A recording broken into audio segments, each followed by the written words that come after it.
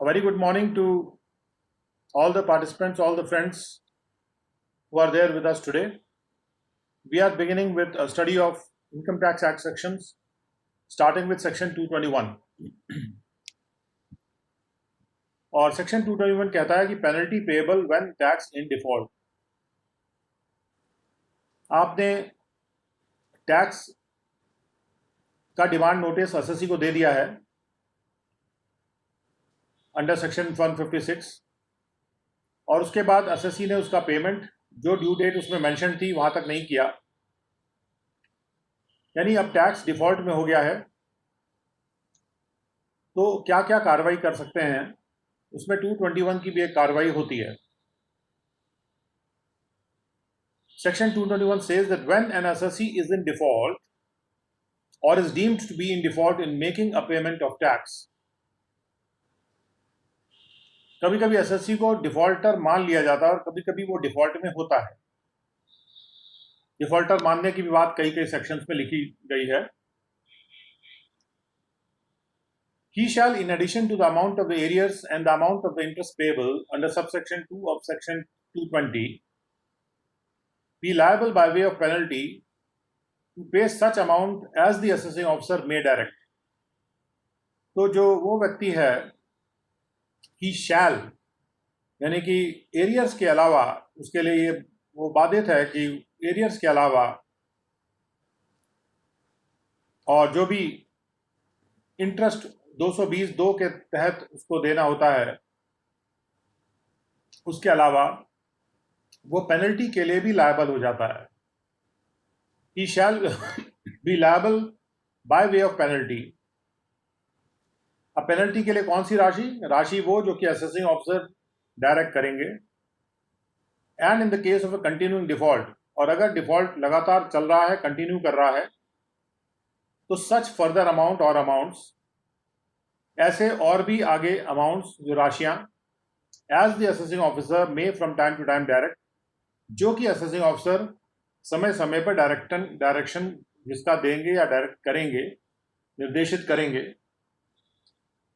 So however that, इस प्रकार से कि the total amount of penalty does not exceed the amount of tax in arrears.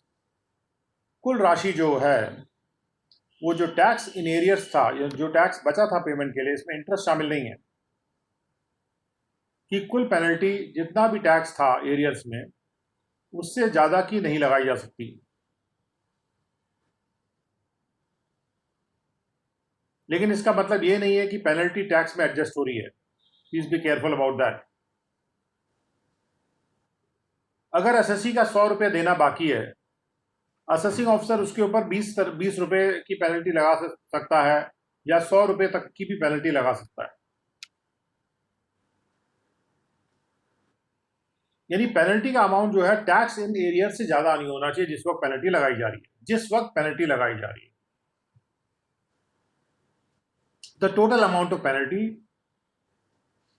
Does not exceed the amount of tax in arrears. ये total amount of penalty क्या है? ये total amount of penalty वो penalty का total amount है जो उस तारीख तक लगाया जा चुका है। बस आपको एक चीज चेक करनी है कि कुल पेनल्टी जितनी लगी है 221 में, क्या वो टैक्स इन एरियर से ज्यादा तो नहीं है। मान लीजिए कि 100 रुपए में से आपने 20 रुपए की पेनल्टी लगाई थी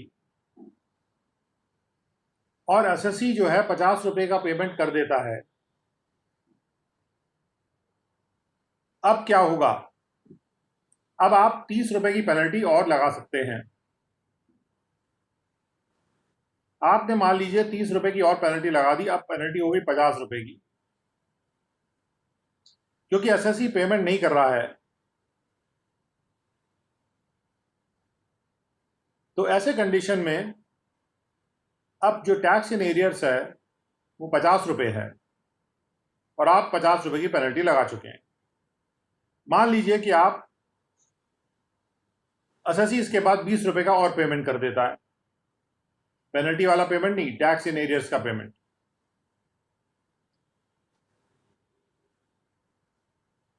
अब जो है टैक्स इन एरियर्स बच गया 30 रुपए,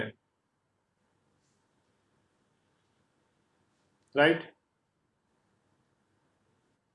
कुल पेनल्टी आप कितनी लगा चुके हैं? वो आप 50 रुपए की लगा चुके हैं। टैक्स इन एरियर्स रह गया 30 रुपए। क्या आप और पेनल्टी लगा सकते हैं, या लगाई हुई पेनल्टी क्या वापस देनी पड़ेगी? सवाल ये उठता है। तो यदि कोई इस बात का जवाब देना चाहे तो चैट बॉक्स में लिख सकता है।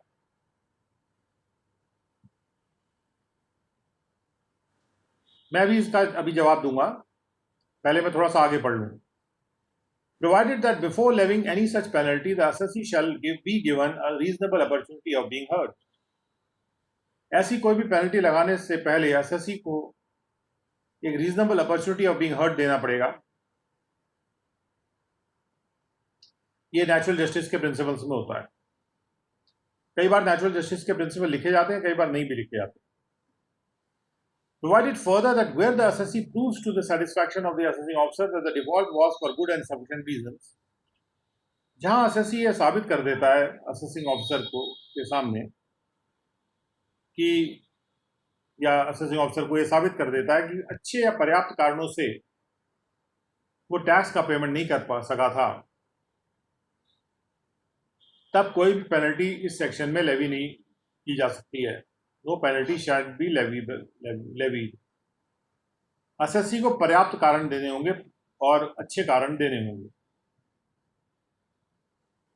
कारणों की अच्छे होने या पर्याप्तता के को जज करना मटेरियल और रीजन के आधार पे होगा, जैसे कोई भी रीजनेबल व्यक्ति जज करता है, कोई भी मानव जज करता है।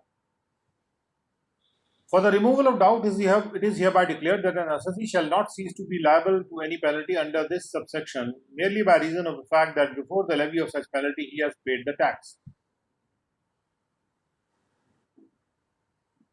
अब जो है यहां पर डाउट क्लियर कर दिया गया है कि केवल महज इसलिए कि असेसी ने टैक्स पे कर दिया है तो वो लायबल होने से, पेनल्टी देने के लिए लायबल होने से वो रुक नहीं जाएगा। यानी आपने 50 रुपए की पेनल्टी लगा दी थी, अगर वो 100% का टैक्स पे कर देता है तो इसका मतलब ये नहीं है कि जो आपने 50 रुपए की पेनल्टी लगाई थी अब वो लायबल नहीं है उसको देने के लिए। ये बात यहाँ पे क्लियर की जा रही है कि एक बार पेनल्टी लग गई है, और अगर पेनल्टी लगी है ठीक कारणों से लगी है, उस वक्त जो भी कारण थे वो कारण ठीक थे, इनकी वजह से पेनल्टी लगी थी, तो पेनल्टी तो देय होगी। Where as a result of any final order, the amount of tax with respect to the default in the payment of which the penalty was levied has been wholly reduced. क्या होता है कि कभी आपने एक असेसी अपील में चला गया और एक फाइनल ऑर्डर आया कोर्ट से। ये फाइनल ऑर्डर है, जब तक कि अपील चलती रहती है किसी ना किसी फोरम पे, तब तक ऑर्डर फाइनल नहीं माना जाएगा।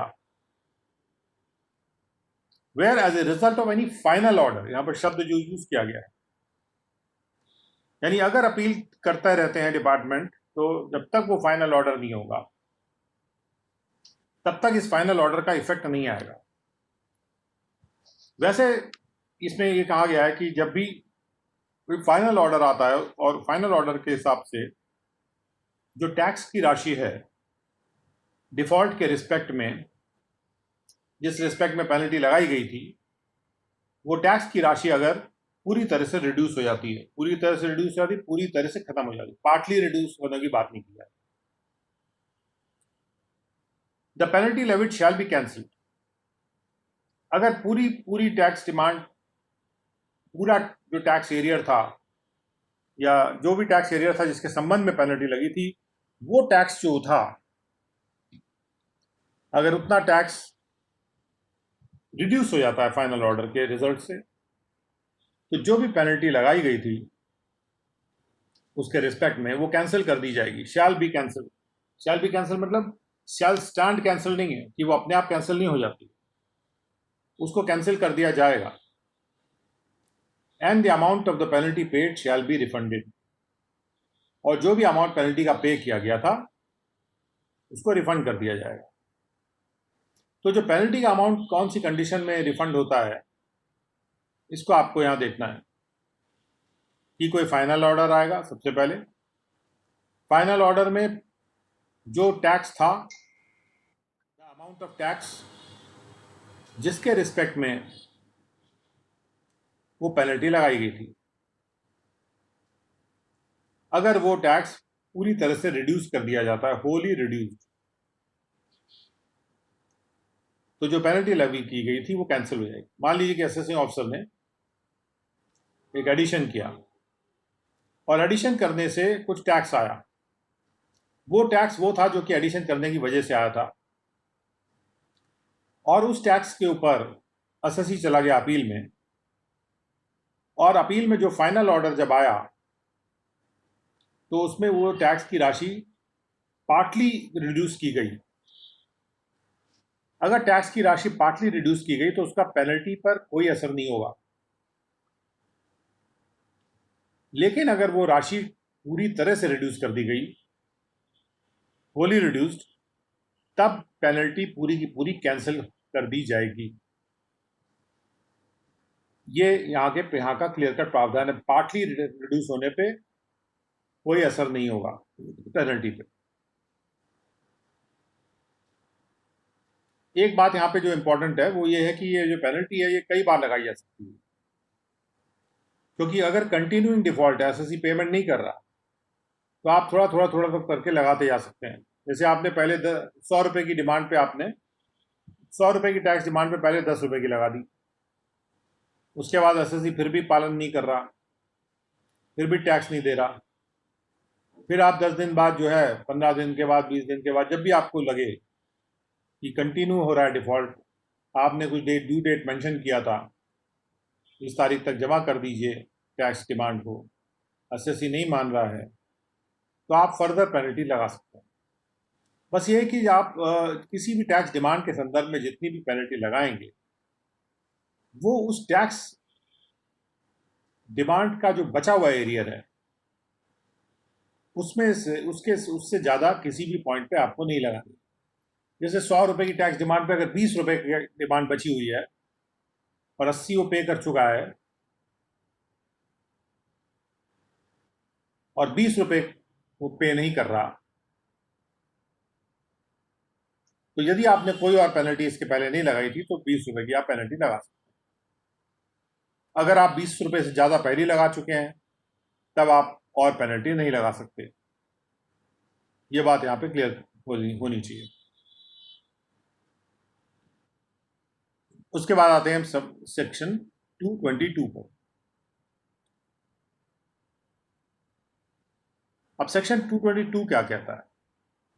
Certificate to the tax recovery officer where an SSC is in default or is deemed to be in default. जहां पे एसएससी या तो डिफॉल्टर है, यानी उसने टैक्स पे नहीं किया है जो डिमांड किया गया था, और या फिर वो deem to be in default है। जैसे कई जगह पे deem to be in default माना जाता है एसएससी को, टीसीएस और टीडीएस के केस में खासतौर पर deem to be in default माना जाता है। अगर assessee deem to be in default है या वो डिफॉल्ट में है टैक्स को पेमेंट करने के लिए, तो टैक्स रिकवरी ऑफिसर क्या करेगा? The tax recovery officer may draw up under his signature a statement in the prescribed form. Tax recovery officer अपने सिग्नेचर में एक स्टेटमेंट ड्रॉ करेगा और ये स्टेटमेंट वो प्रिस्क्राइब फॉर्म में होगा, जिसमें वो स्पेसिफाई करेगा the amount of arrears due from the assessee. यहां पर सवाल आता है, टैक्स रिकवरी ऑफिसर को कैसे पता चलेगा कि कितना एरियर ड्यू था? उसके बारे में प्रावधानों में कुछ नहीं है। ऑब्वियस बात है कि it has to be an administrative thing. कितना अमाउंट एरियर्स में है, कंप्यूटराइजेशन के बाद ये बात उसको आईटीबीए से ऑटोमेटिक पता चलेगी। जब तक ये नहीं था तब तक ये उसको सूचित करते थे।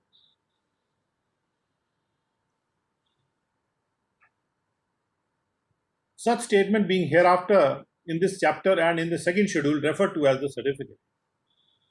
और ये जो ड्रॉ करेगा स्टेटमेंट, इसको सर्टिफिकेट कहा जाता है, और सेकंड शेड्यूल में भी इसको सर्टिफिकेट कहा जाता है। ये जो प्रेस्क्राइब फॉर्म में वो स्टेटमेंट तैयार कर रहा है, and shall proceed to recover from such assessee the amount, और वो ऐसे एसएससी से वो राशि रिकवर करने के लिए आगे बढ़ेगा जो स्पेसिफाइड है इन द सर्टिफिकेट।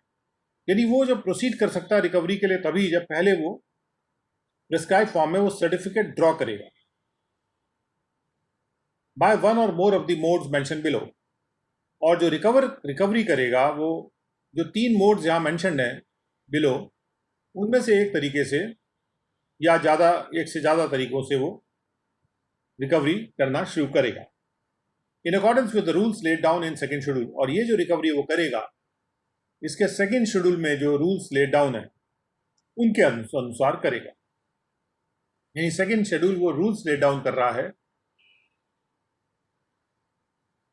यहां पर रिकवरी कैसे करनी है इन 3 मोड से, या इन 4 मोड से रादर, वो लिखा होगा। तो सबसे पहले तो वो उसकी मूवेबल प्रॉपर्टी को अटैच और सेल कर सकता है। दूसरा, वो उसकी इमूवेबल प्रॉपर्टी को अटैच और सेल कर सकता है। तीसरा, वो एसएससी को अरेस्ट कर सकता है, उसको जेल में डिटेंशन करके रख सकता है, बंद करके रख सकता है अरेस्ट करने के बाद। और चौथे, वो एक रिसीवर अपॉइंट कर सकता है एसएससी की मूवेबल और इमूवेबल प्रॉपर्टी के लिए। यानी उसने मान लो अटैच कर दिया और रिसीवर को रिसीव करा दी, और चाहे तो वो तुरंत सेल भी कर सकता है, नहीं तो रिसीवर को रिसीव करा देगा और रिसीवर फिर आगे कार्रवाई करेगा, या टीआरओ भी उसमें कार्रवाई कर सकता है। और इसमें एक्सप्लेनेशन है, अभी इससे संबंधित रूल्स हम लोग पढ़ेंगे। एक्सप्लेनेशन ये है कि for the purpose of this subsection the assessor's movable or immovable property shall include any property which has been transferred directly or indirectly on or after 1st day of June 1973 by the assessee to his spouse or minor child। अगर 1 जून 1973 के बाद assessee ने अपने spouse को या अपने minor child को या अपने सन की वाइफ को या सन के माइनर चाइल्ड को बिना एडिक्वेट कंसिडरेशन लिए, बिना पर्याप्त कंसिडरेशन लिए उसने डायरेक्टली या इनडायरेक्टली ट्रांसफर कर दी है, and which is held by or stand in the name of any of the persons aforesaid, और जिनको उसने ट्रांसफर कर दिया है उनके द्वारा वो होल्ड की जा रही है या उनके नाम पे स्टैंड कर रही है, जिनको उसने ट्रांसफर किया था without adequate consideration, and so far as the movable or immovable property so transferred to his minor child or his son's minor child is concerned। और जहां तक कि वो प्रॉपर्टी ऐसी है जो उसने अपने माइनर चाइल्ड या अपने बेटे के माइनर चाइल्ड को ट्रांसफर किया था, it shall even after the date of attainment of the majority by such minor child or son's minor child, as the case may be, continue to be included in the assessee's movable or immovable property for recovering any arrears। तो भले ही वो जो minor child था या उसके बेटे का जो माइनर चाइल्ड था जिसको उसने प्रॉपर्टी ट्रांसफर की थी, तो वो प्रॉपर्टी जो है माइनर चाइल्ड के मेजर होने के बाद भी, माइनर चाइल्ड के मेजॉरिटी अटेन करने के बाद भी, यानी कि मेजर होने के बाद भी वो प्रॉपर्टी उस लिस्ट में बनी रहेगी। We continue to be included in the assessee's movable or immovable property। वो assessee की movable या immovable property के लिस्ट में इंक्लूडेड रहेगी for recovering any arrears due from the assessee। कोई भी जो ड्यू एरियर्स हैं रिकवर करने के लिए assessee से वो उस लिस्ट में बनी रहेगी in respect of any period prior to such date. किसी भी ऐसे पीरियड के लिए जो एरियर्स ड्यू थे उस डेट से पहले के। तो कहने का मतलब कि उस डेट से पहले जो भी एरियर्स थे उनके लिए वो लिस्ट में बनी रहेगी वो प्रॉपर्टी मेजर होने के बाद भी,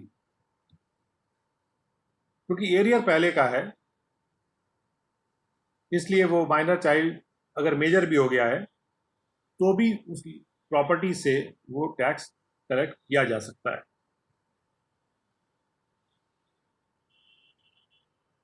तो यहां पर बिल्कुल साफ कर दिया गया है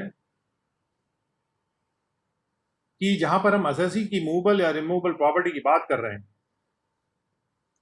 222(1)(a) में या 222(1)(b) में, उसके लिए एक्सप्लेन किया जा रहा है कि जो असेसी की मूवेबल प्रॉपर्टी या मूवेबल प्रॉपर्टी की हम बात कर रहे हैं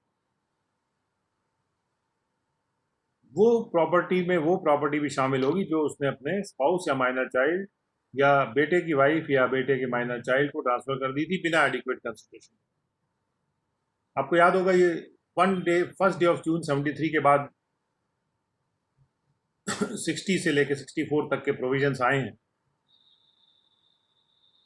जहां पे ऐसी प्रॉपर्टी से जो इनकम है वो भी ट्रांसफर के नाम पे टैक्स हो जाती है।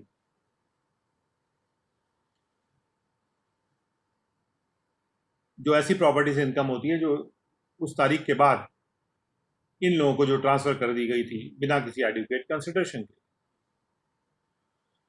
The tax recovery officer may take action under subsection 1 notwithstanding that proceedings for recovery of the areas by any other mode have been taken। भले ही रिकवरी प्रोसीडिंग्स है किसी और मोड से टेकअप हो गई हैं लेकिन उसके बावजूद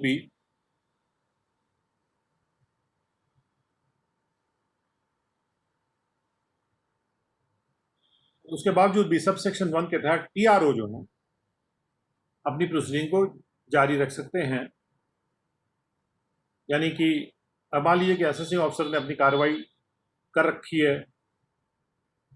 तो उससे पर कोई रुकावट नहीं आती है, टीआरओ अपने कार्य को जारी रख सकते हैं।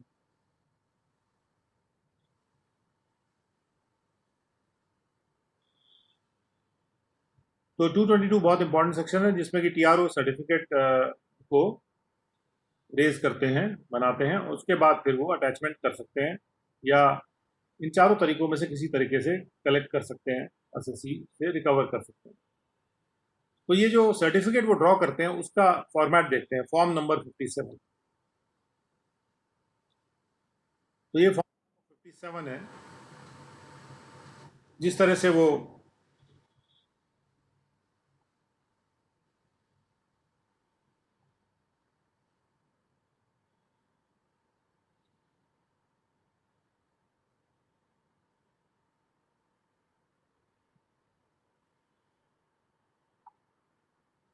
ये फॉर्म नंबर 57 है जहां पे है सर्टिफिकेट अंडर सेक्शन 222 और 223 of the income tax act 1961।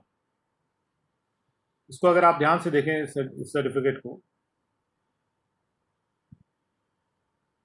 मैं थोड़ा इसको बड़ा करके दिखाता हूं। इसमें एसएससी को एक कॉपी जारी है इसकी और उसमें ये लिखा हुआ है कि ये सर्टिफाई किया जाता है कि इतनी राशि ड्यू हो गई है आपसे इस तारीख को, जहां पे आपका स्टेटस ये है मतलब इंडिविजुअल या जो भी है, जिसके डिटेल्स रिवर्स पे दिए गए हैं। यानी जो टैक्स के डिटेल्स जो हैं वो इसके पिछले साइड में दिए गए हैं। और जबकि ये सर्टिफिकेट जिसका सीरियल नंबर है, जिसकी तारीख भी है, ये फॉरवर्ड कर दिया गया था by the tax recovery officer. Name of the place वहां दिया हुआ है। For the recovery of sum of rupees इतना, details of which are given on the reverse, and the said tax recovery officer has sent a certified copy of the said certificate to the undersigned under section 223(2) of the Income Tax Act, specifying a sum of rupees itna which is to be recovered from you। तो 223(2) में हम जाके देखेंगे कि ये certificate जो है ये किसके पास जा रहा है। You are hereby directed to pay the above sum within 15 days of the receipt of this notice, failing which the recovery shall be made in accordance with the provisions of 222 and 232 of the Income Tax Act and second schedule. और उसके अलावा उनसे कहा जा रहा है कि आप 220(2) के इंटरेस्ट के लिए भी लायबल हैं उस पीरियड से जो कि शुरू होता है इस नोटिस के देने के बाद, और भी जो भी कॉस्ट या चार्जेस या एक्सपेंसेस इनकर होंगे कलेक्शन के प्रोसेस में, नोटिस के सर्व होने के प्रोसेस में, वारंट्स और दूसरे प्रोसेस में और दूसरे सारे प्रोसीडिंग में जो भी ली जाएंगी proceeding for realising the arrears, उनके कॉस्ट भी आपको बेयर करने पड़ेंगे। और उसके बाद जो रिवर्स साइड में डिटेल देना है उसका एक चार्ट बना हुआ है, तो इस चार्ट के अनुसार वहाँ पे रिवर्स पे ये डिटेल दे दिए जाएंगे, कितना इनकम टैक्स ड्यू था, कितना सरचार्ज ड्यू है, कितना एडिशनल टैक्स है, पेनल्टी, इंटरेस्ट, फाइन वगैरह, कोई दूसरी राशि, 220(2) का इंटरेस्ट और टोटल। तो ये इस तरह से यहाँ पे डिटेल्स दिए होंगे। तो this the way a certificate would be drawn by the TRO, और ये ऑफिस ऑफ द TRO है, वहाँ से एक चिट्ठी एसएससी को जारी है after drying of the certificate. और मतलब यही सर्टिफिकेट और यही चिट्ठी है एक तरह से। तो इसको हम 1 मिनट के लिए बंद करते हैं, वापस जाते हैं। रूल में क्या लिखा है? 117B।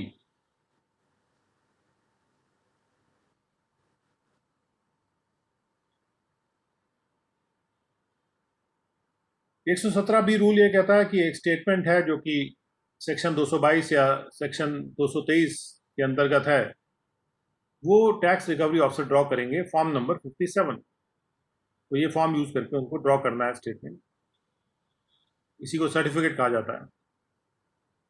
और 117C में क्या कहा जा रहा है? 117C में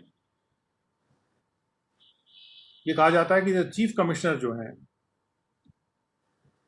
या जो कमिश्नर है, बाय जनरल और स्पेशल ऑर्डर जो राइटिंग में किया जाएगा, he may authorize the TRO to exercise or perform the powers and functions conferred on or assigned to an assessing officer। जो भी पावर्स असेसिंग ऑफिसर को दी गई हैं under section 154 for rectifying any mistake apparent from record in respect of an order passed by the assessing officer, consequent to which a sum is payable, कोई भी order जो assessing officer ने पास किया था और उसमें कोई मिस्टेक हो गई थी जो कि अपैरेंट थी रिकॉर्ड से, उस मिस्टेक को रेक्टिफाई करने के लिए उस TRO को CCIT या CIT राइटिंग में ऑर्डर करके ऑथराइज कर सकते हैं कि वो उस जो कि अपैरेंट मिस्टेक है उसको रेक्टिफाई करने, क्योंकि जो रिकवरी करनी है TRO को, अगर कोई अपैरेंट मिस्टेक ऑर्डर में हो गई है तो TRO can be authorise to rectify that order, जिसके संबंध में TRO ने सर्टिफिकेट ड्रॉ किया था। The tax recovery officer shall exercise or perform such powers and functions concurrently with the assessing officer। और जब TRO को ये पावर दी जाएगी, जब TRO को ये पावर दे दी जाएगी, उसके बाद TRO इस पावर को असेसिंग ऑफिसर के साथ कंकरेंटली एक्सरसाइज करेंगे। कहने का मतलब ये कि असेसिंग ऑफिसर के पास भी ये पावर है और TRO के पास भी ये पावर है, दोनों के पास ये पावर है और दोनों इसको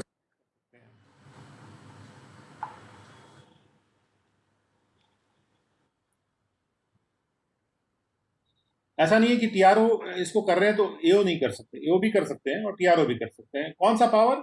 ये जो 154 का पावर है, केवल 154 की पावर की यहाँ बात की जा रही है। ये 117C में आ गया। अब आते हैं सेक्शन 223 पर।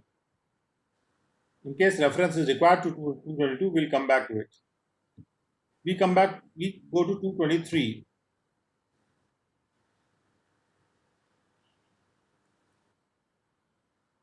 Tax recovery officer by whom recovery is to be effected, जिसके द्वारा रिकवरी इफेक्ट की जानी है, यानी रिकवरी करी जानी है। जो भी टीआरओ कॉम्पिटेंट है, कॉम्पिटेंट का मतलब जिसको जूरिसडिक्शन दिया गया है और जूरिसडिक्शन देते हुए ऑर्डर किया जा सकता है सेपरेटली, जैसा कि रेलिवेंट सेक्शंस में लिखा भी है। टीआरओ के डेफिनेशन में भी सेक्शन 2 में भी है, 117 में भी है। जो भी टीआरओ कॉम्पिटेंट है एक्शन लेने के लिए 222 सेक्शन के तहत, he shall be the tax recovery officer within whose jurisdiction the SSC carries on his business. जिसके jurisdiction में SSC अपना business या profession चला रहा है और within whose jurisdiction the principal place of his business or profession is situated, या जिसके jurisdiction में उसके business की जो मुख्य place है वो जहाँ situated है, क्योंकि मुख्य place एक ही जगह situated होगी और जहाँ से वो business चला रहा है। अगर मुख्य प्लेस सिचुएटेड नहीं है लेकिन बिजनेस भी चला रहा है तो भी टैक्स रिकवरी ऑफिसर, अगर एसएससी उनके जूरिसडिक्शन में कोई भी बिजनेस चला रहा है, एसएससी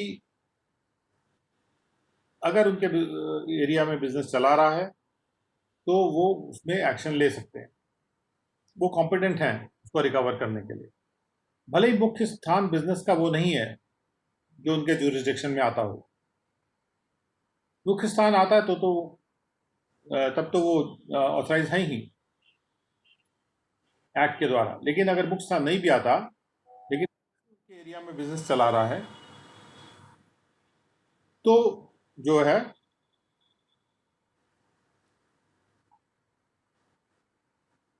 तो भी वो उस पर एक्शन ले सकते हैं।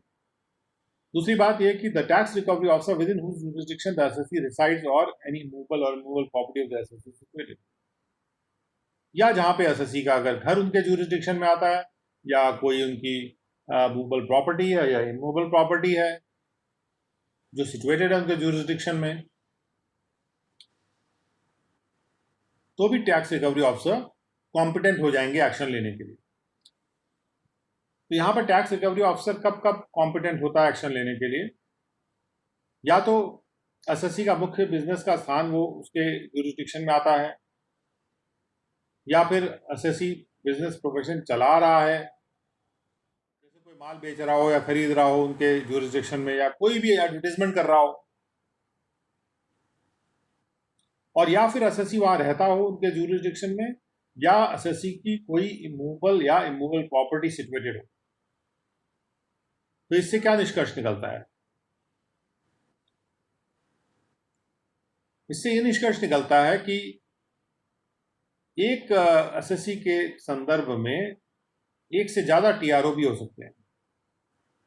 एक टीआरओ वो होगा जो कि जहां मुख्य प्लेस बिजनेस है, दूसरा टीआरओ एक और भी हो सकता है जहां पे वो बिजनेस चला रहा है, एक तीसरा टीआरओ भी हो सकता है जहां एसएससी रहता है, चौथा टीआरओ हो सकता है जहां पे एसएससी की मूवेबल या इमूवेबल प्रॉपर्टी है। सारे के सारे टीआरओ मिलकर एसएससी से टैक्स रिकवर कर सकते हैं। The jurisdiction for this purpose being the jurisdiction assigned to the TRO under the orders or directions issued by the board. Jurisdiction वो है जो कि बोर्ड इशू करता है डायरेक्शंस कि उस टीआरओ का क्या jurisdiction होगा, या बोर्ड नहीं है तो फिर प्रिंसिपल सीसी या सीसी या प्रिंसिपल सीआईटी या सीआईटी जिनको बोर्ड ने ऑथराइज किया है सेक्शन 120 के तहत, वो भी ऐसा कर सकता है। उसके बाद सबसेक्शन 2 है, where an assessee has property within the jurisdiction of more than one tax recovery officer, जहां पर भी एसएससी की प्रॉपर्टी एक से ज्यादा टैक्स रिकवरी ऑफिसर के jurisdiction में आती है, and the tax recovery officer by whom the certificate is drawn up, और जिस टैक्स रिकवरी ऑफिसर ने सर्टिफिकेट ड्रॉप किया हुआ है, he is not able to recover the entire amount by sale of the property, वो पूरी राशि को रिकवर नहीं कर सक रहा उस प्रॉपर्टी की सेल से, चाहे वो मतलब किसी भी प्रॉपर्टी की सेल से, मूवेबल या इमूवेबल प्रॉपर्टी की सेल से जो उसके अपने जुरिसडिक्शन में है, or he is of the opinion that for the purpose of expediting or securing the recovery of whole or any part of the amount under this chapter, it is necessary so to do. या वो इस opinion का है कि recovery को सुरक्षित करने को एक्सपेडाइट करने के लिए, यानी रिकवरी को पूर्ण करने को तेज करने के लिए उस पूरे राशि की या उसके पार्ट राशि की इस चैप्टर के तहत ये जरूरी है, उसका ये मत है कि जरूरी है, तो वो क्या कर सकता है, ही में सेंड सर्टिफिकेट, वो सर्टिफिकेट भेज सकता है, या वो where only a part of the amount is to be recovered, a copy of the certificate,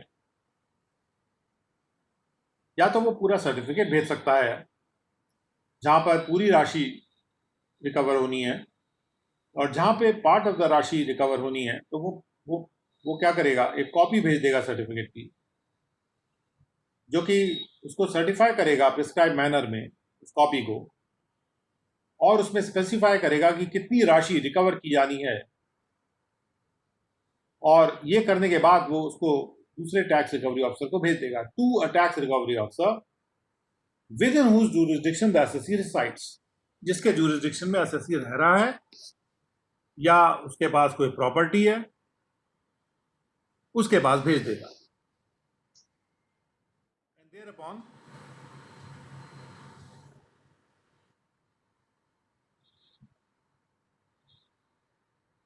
the tax recovery officer shall also proceed to recover the amount.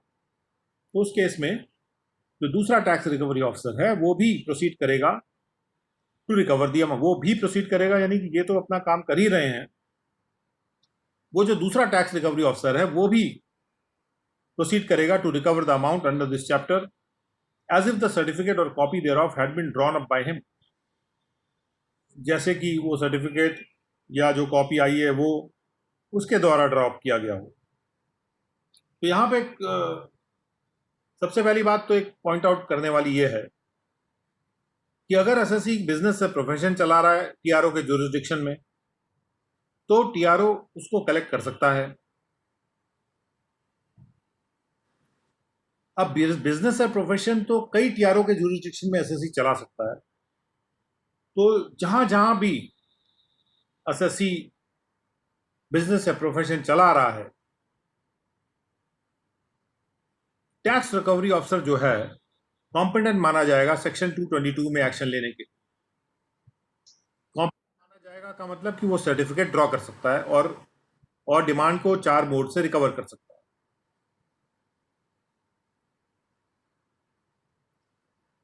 That means that कई TRO हो सकते हैं जो कि competent हो सकते हैं एक एसएससी के केस में। यहां ये कहीं नहीं लिखा कि एक से ज्यादा टीआरओ नहीं होगा, please be very careful about it.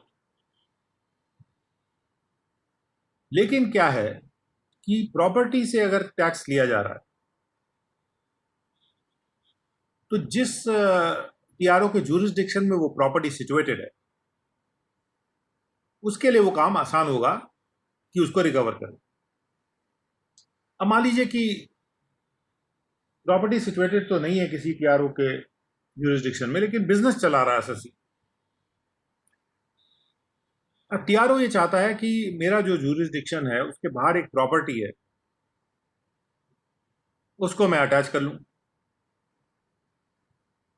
तो चूंकि वो प्रॉपर्टी उसके जुरिसडिक्शन के बाहर है, it will not be proper for him to attach that property. तो उस केस में वो क्या करेगा कि वो या तो पूरी डिमांड अगर कलेक्ट होनी उस प्रॉपर्टी से तो पूरा सर्टिफिकेट एज सच भेज देगा, या उसकी एक कॉपी करके सर्टिफाई करके दूसरे टीआरओ को भेज देगा जिसके जुरिसडिक्शन में एसएससी की प्रॉपर्टी है। और यही बात कि अगर एसएससी रिसाइड कर रहा है, यानी एसएससी का रेसिडेंस और एसएससी की प्रॉपर्टी, ये दो चीज इंपॉर्टेंट है, क्योंकि एसएससी की प्रॉपर्टी से हमको टैक्स कलेक्ट करना होता है, और एसएससी के जहां रह रहा है वहां एसएससी को अरेस्ट किया जा सकता है या डिटेन किया जा, अरेस्ट करके उसको डिटेन किया जा सकता है। इसलिए ये जो जब कॉपी ऑफ सर्टिफिकेट भेजी जाती है या सर्टिफिकेट दूसरे टीआरओ को भेजा जाता है, तो उससे पहले वाले टीआरओ का ज्यूरिसडिक्शन या उसका जो कार्य है वो खत्म नहीं हो जाता। सर्टिफिकेट का ट्रांसफर होने का मतलब ये नहीं कि पुराने टीआरओ का काम खत्म हो गया। अब वो दोनों ही टीआरओ के पास हो गया है कि वो उसको कलेक्ट करेंगे, दैट्स ऑल। हाँ, लेकिन ये है कि प्रॉपर्टी जिसके ज्यूरिसडिक्शन में है उसी टीआरओ को उस प्रॉपर्टी पे एक्शन लेना चाहिए। नहीं तो ये हो सकता है कि अपने ज्यूरिसडिक्शन के बाहर की प्रॉपर्टी पे एक्शन कैसे ले रहा है वो। थोड़ा सा इस बारे में थोड़ा सा डाउट क्रिएट हो सकता है। It can go into litigation.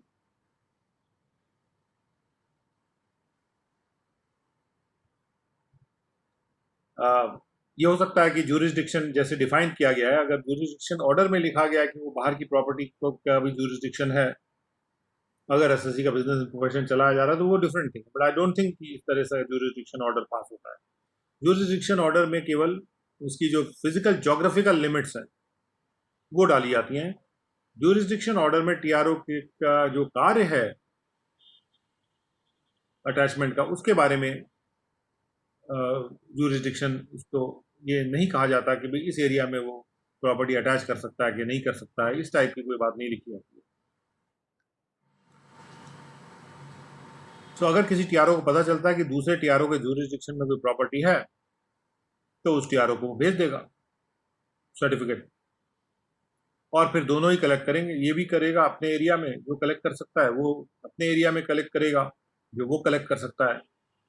कुल मिला के जब टैक्स कलेक्ट हो जाता है तो फिर वो उसको क्रेडिट मिल जाएगा। तो 223 में ये बात आ रही है कि जहां पर भी प्रॉपर्टी एक ज्यूरिसडिक्शन से ज़्यादा ज्यूरिसडिक्शन में स्थित है, तो जिसने भी सर्टिफिकेट ड्रॉप किया है वो दूसरे को भेज सकता है। अगर दो ने ड्रॉप किया है तो दो अपने एक दूसरे को भेज सकते हैं, वो भी हो सकता है। तो ये हो गया सेक्शन 223। अब आते हैं सेक्शन 224 पे। टीआरओ का वर्क बहुत इंपॉर्टेंट होता जा रहा है, बिकॉज रिकवरी का जो एस्पेक्ट है इस पे काफी फोकस किया जा रहा है अब डिपार्टमेंट के द्वारा। Now we come to validity of certificate and cancellation और अमेंडमेंट देयर ऑफ। सेक्शन 224 क्या बोलता है?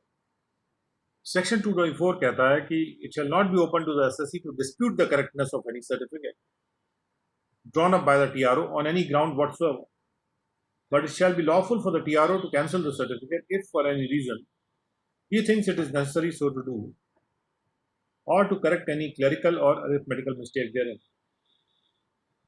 TRO ने जो सर्टिफिकेट ड्रॉ किया है उसको एसएससी डिस्प्यूट नहीं कर सकता है।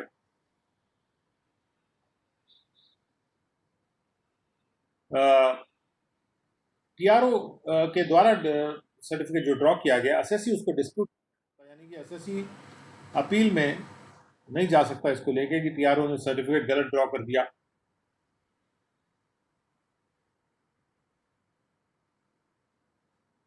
But it shall B lawful for the TRO to cancel the certificate. अगर टीआरओ को लगता है कि कोई सर्टिफिकेट गलत इशू हो गया है तो उसको कैंसिल कर सकता है, या फिर उस सर्टिफिकेट में कोई अगर क्लरिकल या अरिथमेटिकल मिस्टेक है वो टीआरओ उसको करेक्ट कर सकता है। हाँ, एसएससी डिस्प्यूट नहीं करेगा। डिस्प्यूट का मतलब होता है वो किसी लीगल फोरम में नहीं जाएगा,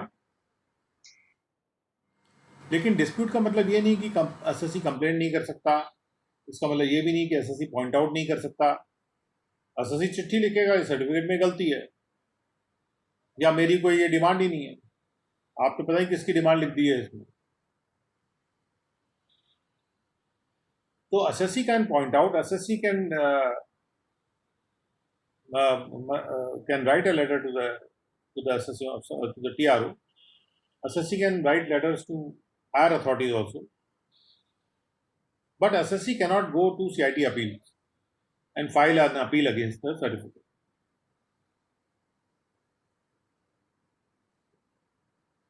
So TRO, therefore, once he draws the certificate, he himself can correct it और cancel the certificate if he finds that वो गलत है. And how he will find, SSC में ऑल्सो टेल हिम. अब आते हैं 225.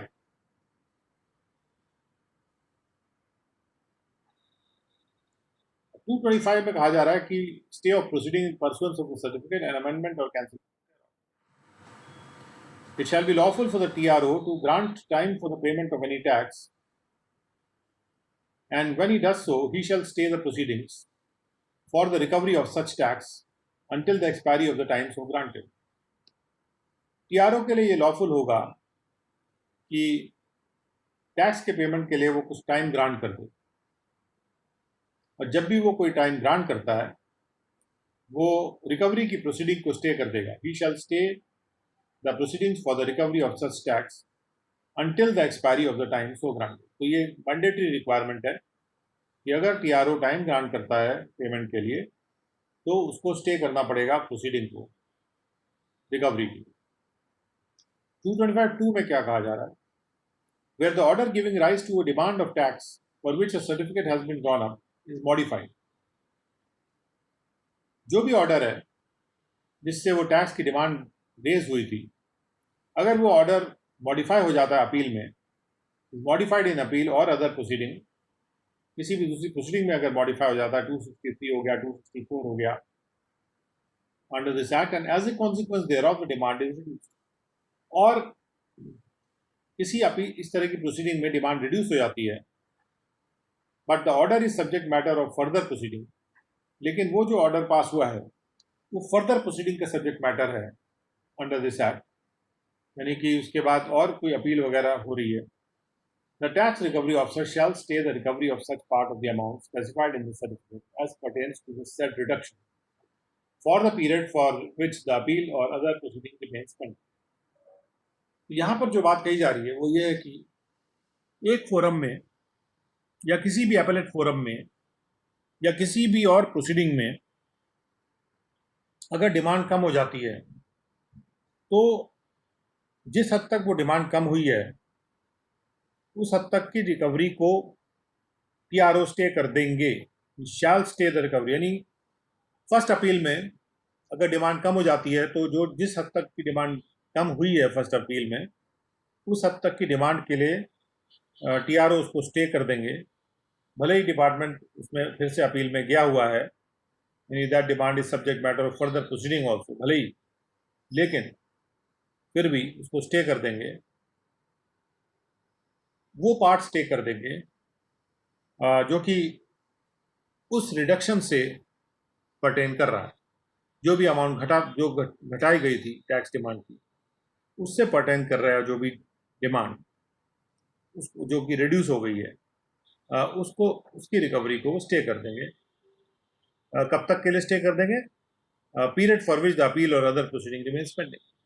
तब तक के लिए स्टे कर देंगे जब तक वो जो अपील है वो पेंडिंग रहती है.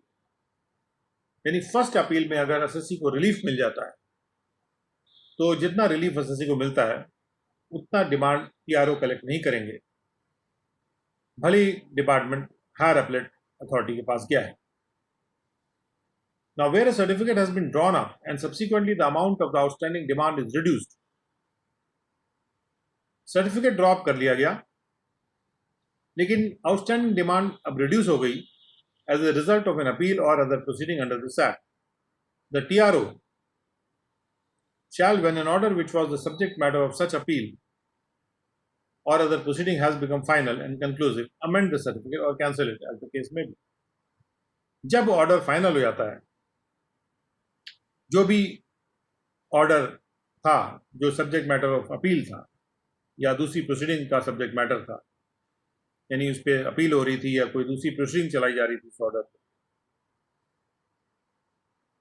तो जब वो फाइनल हो जाता है, जब वो ऑर्डर फाइनल हो जाता है और कंक्लूसिव हो जाता है, यानी उसके बाद अब कोई और अपील नहीं रह जाती, तो टीआरओ अपने सर्टिफिकेट को अमेंड कर देंगे, या अगर पूरी डिमांड खत्म हो गई है तो उसको कैंसिल भी कर सकते हैं. और ये जो प्रोविजन है ये शैल है, मतलब कैंसिल करना पड़ेगा. अगर फाइनल कंक्लूसिव ऑर्डर हो जाता है, उस पर टैक्स डिमांड नहीं रह जाती, तो TRO has to cancel that certificate.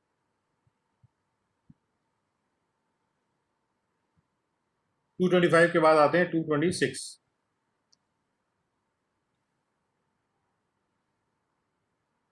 226 में क्या कहा जा रहा है? Very very important section from the recovery point of view, where no certificate has been drawn up by under section 222। Certificate जब ड्रॉ नहीं किया गया, सर्टिफिकेट ड्रॉ करने की सूचना आईटीबीए से मिल जाती है असेसिंग ऑफिसर को। किसी भी एसएससी के केस में ये सूचना जो है आईटीबीए से दी जा सकती है, वहां मिल जाती है। असेसिंग ऑफिसर रिकवर कर सकते हैं टैक्स को। असेसिंग ऑफिसर की बात हो रही है, टीआरओ की बात नहीं हो रही यहाँ पे। सर्टिफिकेट कौन ड्रॉ करता है? वो टीआरओ करता है। लेकिन अगर टीआरओ ने सर्टिफिकेट नहीं ड्रॉ किया हुआ है तो असेसिंग ऑफिसर रिकवर कर सकते हैं टैक्स को बाय एनी और more of the modes provided in this section. Assessing officer को जब रिकवर करना है तो जो मोड्स इस सेक्शन में दिए गए हैं उन मोड्स के द्वारा करना है, उन मोड्स के द्वारा नहीं करना जो मोड्स टीआरओ को प्रोवाइडेड है। असेसिंग ऑफिसर के लिए जो मोड्स प्रोवाइडेड हैं, जो रास्ते या तरीके प्रोवाइडेड हैं, वो 226 सेक्शन के हैं। और असेसिंग ऑफिसर अपनी कार्रवाई केवल और केवल तभी कर सकते हैं जब तक सर्टिफिकेट ड्रॉ नहीं होता अंडर सेक्शन 222। और 222 में सर्टिफिकेट कौन ड्रॉ करता है? ये सर्टिफिकेट ड्रॉ किया जाता है टीआरओ के द्वारा। जैसे टीआरओ सर्टिफिकेट ड्रॉ करेंगे, असेसिंग ऑफिसर का रोल रिकवरी करने का खत्म हो जाता है।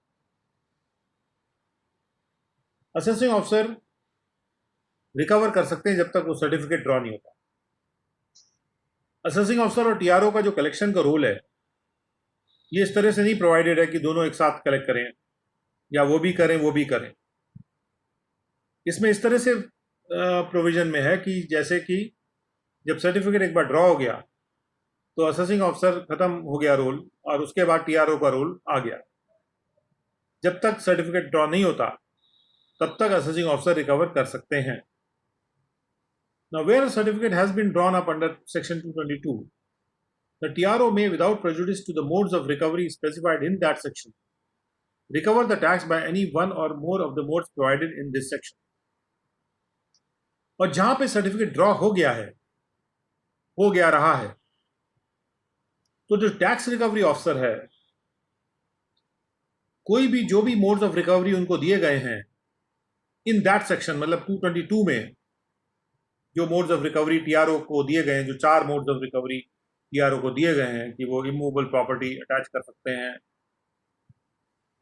या मूवेबल प्रॉपर्टी अटैच और सेल कर सकते हैं या असेसी का अरेस्ट वगैरह कर सकते हैं, इत्यादि इत्यादि। तो वहां पर जो भी टैक्स रिकवरी के मोड्स टीआरओ को दिए गए हैं 222 में, एक बार सर्टिफिकेट ड्रॉ हो जाता है तो टीआरओ उन मोड्स का प्रयोग कर सकते हैं। लेकिन यहाँ पर यह लिखा है कि टीआरओ इस सेक्शन में भी जो मोड्स दिए गए हैं उनका भी, यानी कि 226 में जो भी तरीके दिए गए हैं रिकवरी के, उनका भी प्रयोग टीआरओ कर सकते हैं एक बार सर्टिफिकेट ड्रॉ हो जाता है। इससे ये बात डबल श्योर हो जाती है कि एक बार सर्टिफिकेट ड्रॉ हो गया तो टीआरओ को 226 के भी मोड्स प्रोवाइड हो गए, टीआरओ को 222 के भी मोड्स प्रोवाइड हो गए, तो अब एओ के मोड्स खत्म हो गए, क्योंकि वो सारे मोड्स अब टीआरओ के हाथ में हैं। टीआरओ एक्सरसाइज करेगा अपने पावर्स को। If any SSC is in receipt of any income chargeable under the head salaries, अब जो मोड्स दिए गए हैं उसके बारे में लिखा जा रहा है। 226(2) में कहा जा रहा है कि अगर SSC is in receipt of any income chargeable under the head salaries, SSC प्राप्त कर रहा है सैलरी इनकम को, the assessing officer or the TRO may require any person paying the same, assessing officer या TRO जरूरी कर सकते हैं। अब जब हम कह रहे हैं असेसिंग ऑफिसर या टीआरओ जरूरी कर सकते हैं, उस पर्सन के लिए, एनी पर्सन जो पे कर रहा है, पेइंग द सेम यानी जो सैलरी पे कर रहा है, to deduct from any payment subsequent to the date of such requisition, कि वो उस रिक्विजिशन की डेट से जो रिक्वायर किया जा रहा है, जो जरूरी किया जा रहा है, डेट के बाद जो भी पेमेंट वो करेंगे उसमें से वो डिडक्ट करें एनी एरियर ऑफ टैक्स, कोई भी टैक्स का arrear which is due from such SSC, जो कि ड्यू है ऐसे एसएससी से, and such person shall comply, और ऐसे व्यक्ति जो है उनको कंप्लाई करना पड़ेगा with any such requisition, and shall पे द सम, और वो राशि पे करेंगे विच इज सो डिडक्टेड, उस तरह से जो डिडक्टेड है, जो उन्होंने डिडक्ट की है, to the credit of the central government, और वो सेंट्रल गवर्नमेंट क्रेडिट में उसको पे कर देंगे, और एज द बोर्ड डायरेक्ट्स, या बोर्ड जैसे डायरेक्ट करता है वहां पे कर देंगे।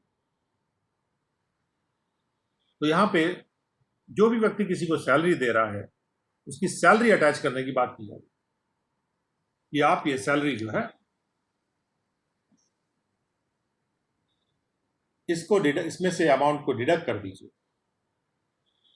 और अगर ये कोई क्लैरिफिकेशन इस बारे में मांगता है कि वो कहता है कि क्या कोई गवर्नमेंट ऑफिसर है उसकी सैलरी को भी इस तरह से क्या अटैच किया जा सकता है कि नहीं किया जा सकता,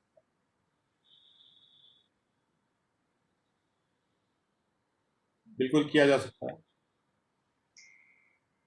क्योंकि अगर गवर्नमेंट ऑफिसर दिया तो उसकी सैलरी का जो पेमेंट ट्रेजरी ऑफिसर करता है उसको, और डीडीओ उसको ड्रॉ करते हैं, तो डीडीओ को रिक्वेजिशन भेजा जा सकता है कि उसकी सैलरी को जब वो ड्रॉ करेंगे तो क्रेडिट करने का अकाउंट जो है वो सेंट्रल गवर्नमेंट के अकाउंट में उसको क्रेडिट कर देंगे। तो उस प्रकार से salary of A government officer can also be,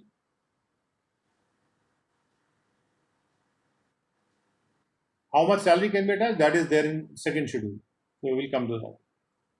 Now, provided that any part of the salary exempt from attachment in execution of a decree of a civil code under section 60 of the Code of Civil Procedure shall be exempt from any requisition.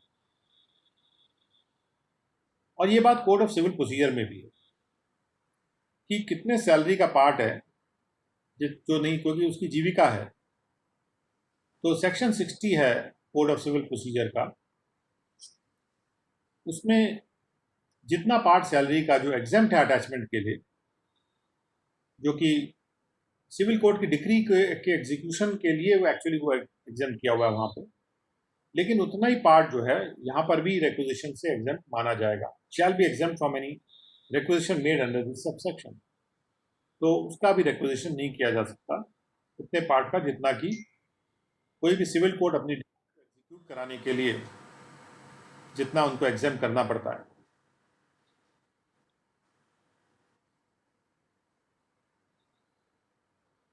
So this is a point that it has been made here, and as far as amount is concerned, we'll come to that later on. But I believe it's a very small amount. So, और ये Code of Civil Procedure has not been modified for quite some time now. And I believe that इनको ये modify करना चाहिए. But yes, salary can be attached. अब 3(1) है, the assessing officer or tax recovery officer may at any time from time to time by notice in writing require any person from whom money is due. दूसरा mode बता रहे हैं, पहला mode है कि salary attach करने का mode, दूसरा मोड है एओ या टीआरओ, और ये बात का ध्यान रखिए कि जहां पर भी एओ और टीआरओ लिखा हुआ है तो इसको सब्जेक्ट मानना पड़ेगा आपको, सब्जेक्ट टू सबसेक्शन 1। हालांकि यहाँ ये बात लिखी नहीं है, इसको लिखना चाहिए यहाँ पे, there is an amendment is required to be made where it may be mentioned here the assessing officer or TRO subject to provisions of subsection 1। तो चूंकि हालांकि यहाँ ऐसा लिखा नहीं है, बट ये बात क्लियर कर दी गई है कि असेसिंग ऑफिसर भी रिकवर कर सकते हैं टैक्स को जब तक सर्टिफिकेट ड्रॉ नहीं होता। चूंकि असेसिंग ऑफिसर केवल तब तक रिकवर कर सकते हैं जब तक सर्टिफिकेट ड्रॉ नहीं होता, सर्टिफिकेट ड्रॉ होने के बाद तो ईओ का काम है ही नहीं। अच्छा, टीआरओ का काम जब तब तक नहीं शुरू होता जब तक सर्टिफिकेट ड्रॉ नहीं होता, इसलिए इन दोनों का काम म्यूचुअली एक्सक्लूसिव है। जब ईओ काम कर रहा है तो टीआरओ नहीं करेगा, जब टीआरओ कर रहा है तो ईओ नहीं करेगा। ईओ और जो टीआरओ हैं at any time from time to time they may by notice in writing require any person from whom money is due or may become due to the assessee or any person who holds or may be subsequently hold money for or on account of the assessee to pay to the assessing officer or the forthwith upon the money becoming due or being held or at or within the time specified in the notice, not being before the money becomes due or is held, so much of the money as is sufficient to pay the amount due. Notice भेज के writing में ARO, एओ या TRO ये जरूरी कर सकते हैं किसी ऐसे पर्सन के लिए जिसके द्वारा कोई मनी ड्यू हो जाएगा, कोई पैसा ड्यू हो गया है या ड्यू हो जाएगा असेसी को, या जो व्यक्ति कोई पैसा होल्ड कर रहा है असेसी का, या कोई व्यक्ति जो बाद में होल्ड कर सकता है असेसी का पैसा, अभी नहीं भी होल्ड कर रहा, उसको वो नोटिस भेज सकता है राइटिंग में। कौन? एओ या टीआरओ कि जब वो पैसा ड्यू हो जाएगा या आप जब होल्ड करेंगे उस पैसे को, या फिर अभी या इतने टाइम के अंतर्गत जो है उस पैसे का पेमेंट जो है जो भी सफिशिएंट है अमाउंट ड्यू को पे करने के लिए, so much of the money यानी उतना पैसा जो कि सफिशिएंट है, पर्याप्त है ड्यू अमाउंट को पे करने के लिए, जो कि एरियर्स के रिस्पेक्ट में ड्यू है, या और the whole of the money या पूरा का पूरा पैसा when it is equal to और लेस देन दैट अमाउंट, अगर वो ड्यू अमाउंट से बराबर है या उससे कम है, यानी कि जो भी ड्यू अमाउंट है, ड्यू अमाउंट यानी जितना देना है उस व्यक्ति को असेसी को। तो यहां पर क्या है कि ये बात समझने वाली है कि एनी पर्सन फ्रॉम हुम अ मनी इज ड्यू, अगर जिस पर्सन से मनी ड्यू हो गया है, ड्यू कब हो जाता है? ड्यू मतलब ड्यू फॉर पेमेंट। अगर माने किसी को लोन दे रखा है तो वो ड्यू नहीं माना जाएगा जब तक कि वो रिपेमेंट के लिए ड्यू नहीं होता, या जब तक इंटरेस्ट ड्यू नहीं हो जाता तब तक वो ड्यू नहीं माना जाएगा। लेकिन हाँ, वो होल्ड कर रहा है वो पैसा, एनी पर्सन हु होल्ड्स, और वो मेरे अकाउंट पे होल्ड कर रहा है एंड मिस, और अगर वो आगे भी कुछ पैसा मुझे उसको देना है, अगर जैसे मान लीजिए मैं हर महीने कुछ दे रहा हूँ, या तो किसी कोर्ट के ऑर्डर से या किसी और वजह से, तो सब्सिक्वेंटली भी मैं होल्ड कर सकता हूँ, वो होल्ड कर सकता है मेरा पैसा। तो जो पैसा वो आगे होल्ड करेगा या आज की तारीख में होल्ड कर रहा है, या जो पैसा उसका द्वारा ड्यू हो गया है मुझे पेमेंट करने के, उस पैसे को असेसिंग ऑफिसर या टैक्स रिकवरी ऑफिसर राइटिंग में नोटिस देके और ये रिक्वायर कर सकते हैं कि आप उसका पेमेंट करिए। कई बार ऐसा भी हो सकता है कि मैंने किसी को पैसा दे रखा है और उसने भी अपने बुक्स में दिखा रखा है, मैंने भी अपने बुक्स में दिखा रखा है कि मेरा पैसा उसके पास है और अब वो ड्यू हो गया है, और वो उसने भी दिखा रखा है कि वो पैसा ड्यू हो गया। तो ऐसे लेकिन उसने वो मेरे को पेमेंट अभी नहीं कर रहा, मैं भी ड्यू दिखा रहा हूँ, वो भी ड्यू दिखा रहा है, पेमेंट नहीं कर रहा। तो ऐसे में कुछ एसएससी ऐसा कर सकते हैं कि वो टीआरओ को कहेंगे कि देखिए ऐसा है कि वो पैसा उससे आप ले लीजिए, मैं नहीं दे पा रहा हूं। तो ऐसे में टीआरओ को क्या करना चाहिए? मेरे हिसाब से सबसे पहले टीआरओ को तो उस एसएससी के बैंक अकाउंट से लेना चाहिए पैसा, ड्यू अमाउंट्स को लेने से पहले। भाई जब उसी के बैंक अकाउंट में पड़ा हुआ है कोई पैसा, तब उसी में से ले लेना चाहिए, या कोई उसकी प्रॉपर्टी सामने दिख रही है उसको बेच के लिया जा सकता है। दो लोगों के ट्रांजैक्शन में बीच में टीआरओ को तब तक नहीं पड़ना चाहिए जब तक कि दूसरे मोड से वो पैसा रिकवर नहीं हो रहा है।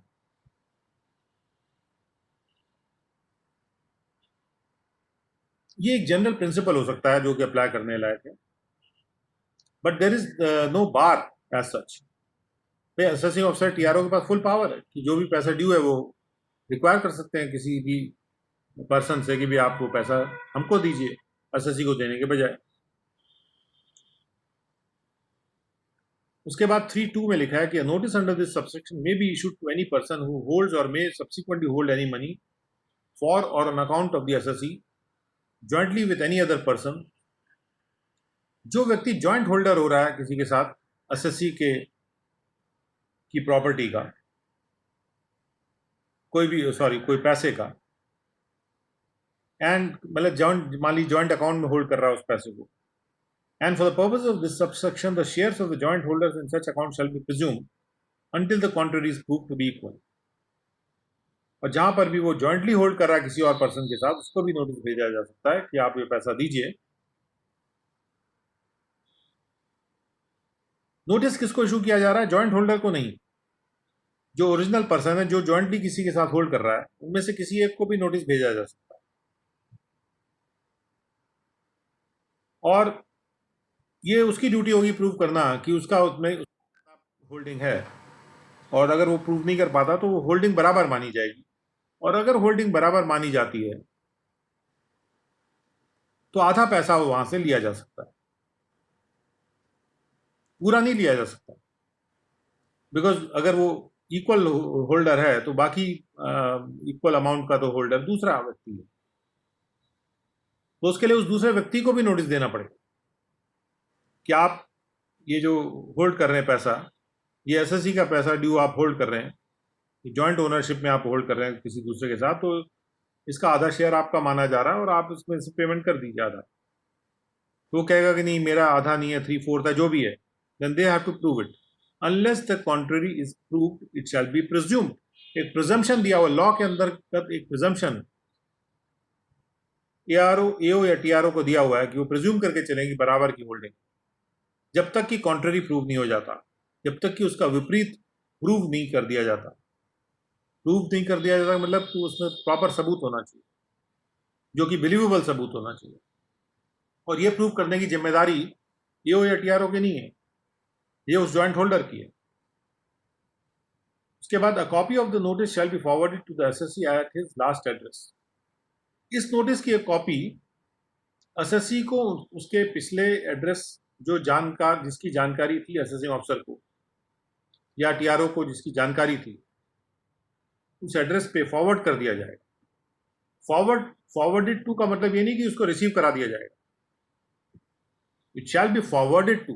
फॉरवर्ड करना मतलब कि एसएससी ऑफिसर के ऑफिस से निकल गया,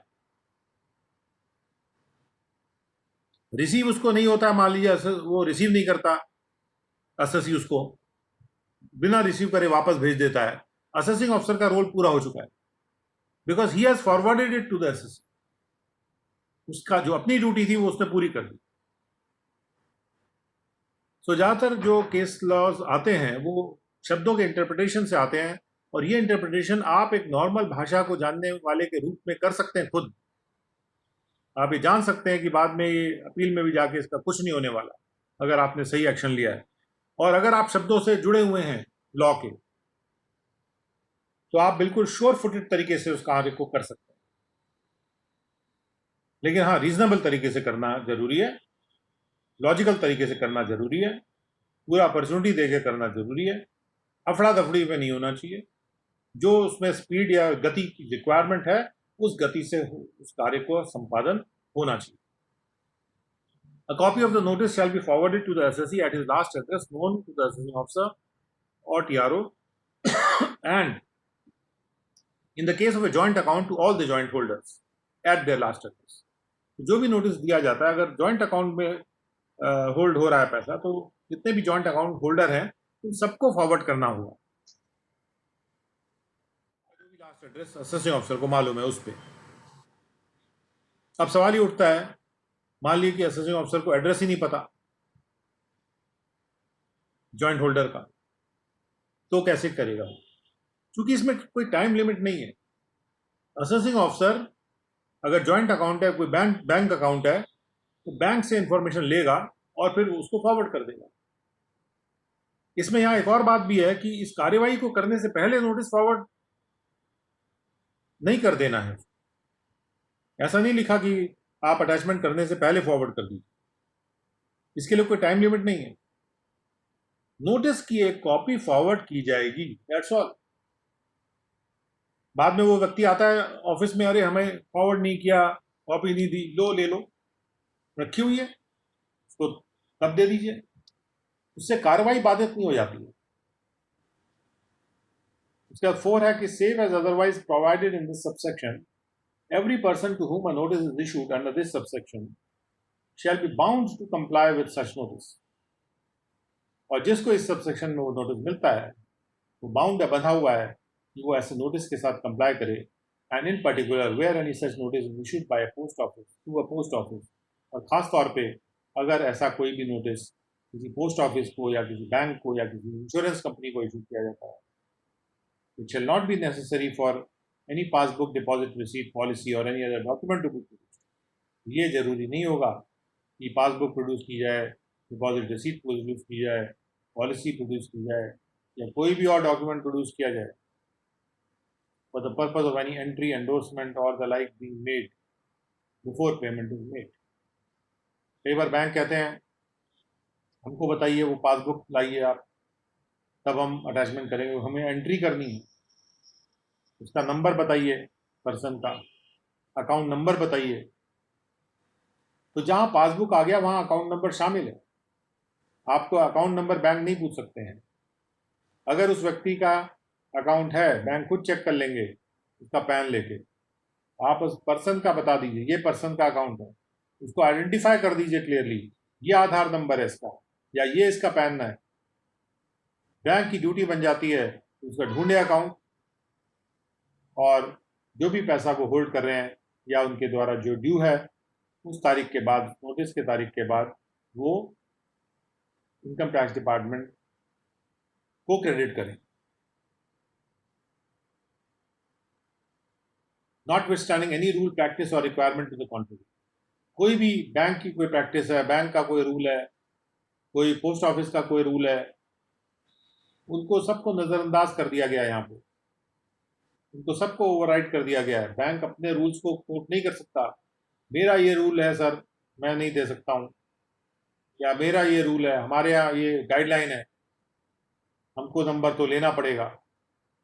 अगर वो ऐसा करता है तो he can be proceeded against, जो नॉन कंप्लायंस के लिए। उसके बाद 5 है, any claim respecting any property in relation to which a notice under this subsection has been issued arising after the date of the notice shall be void as against any demand contained in the notice। अगर कोई ऐसा कोई व्यक्ति है जो दावा करता है उस प्रॉपर्टी के रिलेशन में जिस रिलेशन में नोटिस भेजा गया इस सबसेक्शन के अंतर्गत, और इस सबसेक्शन के अंतर्गत मतलब वही जो मनी ड्यू का जो नोटिस है,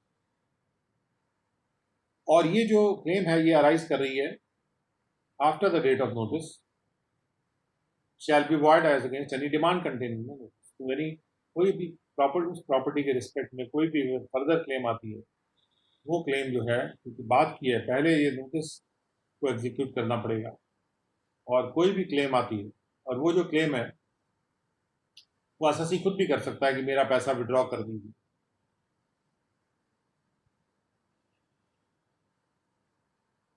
या कोई दूसरा व्यक्ति भी आ सकता है कि ये तो अकाउंट ही मेरा है। तो कोई भी अगर क्लेम आती है उस प्रॉपर्टी के रिस्पेक्ट में, प्रॉपर्टी मतलब बैंक अकाउंट भी हो सकता है, it can be any property, उसके रिस्पेक्ट में नोटिस भेजा जा सकता है इस सबसेक्शन में। और सबसेक्शन में नोटिस भेजा जा सकता है किस किस प्रॉपर्टी के रिस्पेक्ट में, जहां पर भी कोई मनी के रिस्पेक्ट में है। तो बेसिकली क्योंकि ये जो नोटिस है इस सबसेक्शन में ये उस मनी के रिस्पेक्ट में भेजा जा रहा है जो कि किसी को ड्यू है, एसएससी को ड्यू है मिलना, या उसके किसी के द्वारा एसएससी की ओर से उसको होल्ड किया जा रहा है ऑन अकाउंट ऑफ एसएससी। तो जहाँ पर भी प्रॉपर्टी शब्द भी आया है तो उसको हम मनी के रूप में ही रीड करेंगे कि अगर कोई क्लेम बाद में आती है नोटिस सर्व होने के बाद, नोटिस इशू होने के बाद, अगर नोटिस इशू हो गया है, ये देखा जाएगा कि नोटिस हैज बीन इशूड किसी भी तारीख में हुआ हो, एक बार इशू हो गया तो सर्विस ना होना या होना उतना इंपॉर्टेंट नहीं रखता। कोई और क्लेम वैलिड नहीं होगी। यानी कि मान लीजिए कि आपने नोटिस इशू कर दिया, टीआरओ ने, एओ ने नोटिस इशू कर दिया और एसएससी को पता चल गया कि नोटिस इशू हो गया है। एसएससी बैंक जाएगा और कहेगा कि मेरे पैसा विड्रॉ करने दिया जाए। अगर उसकी सूचना बैंक को नहीं है तो हो सकता है कि बैंक वो पैसा उसको दे दे। लेकिन इसीलिए जरूरी होता है कि नोटिस इशू होते ही बैंक को ये सूचित कर दिया जाए कि नोटिस इशू है। नोटिस रिसीव भले ही बैंक को ना हुआ हो, लेकिन नोटिस देने की सूचना अगर बैंक को मिल गई है तो it is also always beneficial कि इस टाइप का नोटिस जो है ईमेल से भी भेजा जा सकता है to the bank. Official email से नोटिस सर्व कर दिए बैंक को। Once the notice issued, immediately it gets served also. उसके बाद अगर कोई भी डिमांड निकाली गई है बैंक के द्वारा, डिमांड ने अलाउ कर दिया कोई withdrawal, then bank will be responsible for it. Bank को तो वो पैसा देना पड़ेगा, चाहे अपनी जेब से दे, because bank has wrongly allowed that money to be withdrawn from the account. इस बात का यहां पे ध्यान रखना। नाउ पॉइंट नंबर 6 में आता है, but I would like to deal with the remaining parts of this section in the next class. So because it is already 11:44, and so we come to the end of this session, and we are stopping at 226.5. We will start with 226.6 in the next session at 2 o'clock.